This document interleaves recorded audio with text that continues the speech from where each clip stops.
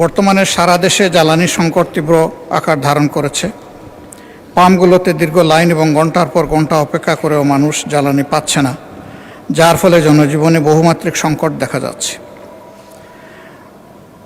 দুর্ভাগ্যজনক বিষয় হলো, সারা দেশে যখন জ্বালানির জন্য হাহাকার চলছে, তখন সরকারের দায়িত্বশীল ব্যক্তিরা সংকটের কথা অস্বীকার করে বিভ্রান্তিকর দাবি জানাচ্ছেন। সরকারের এই বাস্তবতা বিবর্জিত ও অস্বীকারের প্রবণতা সংকটকে আরও ঘনীভূত করছে এবং সাধারণ মানুষকে বিভ্রান্ত ও ক্ষুব্ধ করে তুলছে। তাই বর্তমান সংকটের প্রকৃত তথ্য প্রকাশপূর্বক এবং সংকট নিরসনে সরকারের স্বচ্ছতা নিশ্চিত করা এবং দ্রুত সমাধান অতি জরুরি।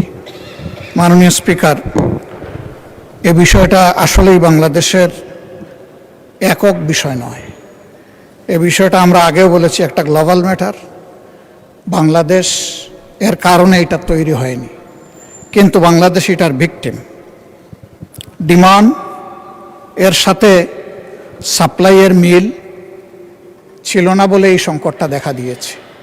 এটা শুধু ট্রান্সপোর্টের ক্ষেত্রে নয়, দেশের সর্বক্ষেত্রে যেখানেই জ্বালানির সম্পৃক্ততা রয়েছে, মিল, ফ্যাক্টরি, ইন্ডাস্ট্রি, এগ্রিকালচার থেকে শুরু করে সর্বত্রই এই সমস্যা বিরাজমান। তাই বিষয়টি আলোচনার সবিশেষ দাবি রাখে। আমি আমার নোটিশ উত্থাপন করে আপাতত এখানে আমি বিদায় নিচ্ছি। পরে বাকি অংশ আমি শেষে বলবো ইনশাআল্লাহ, বাকিরা সুযোগ নেবেন। ধন্যবাদ আপনাকে।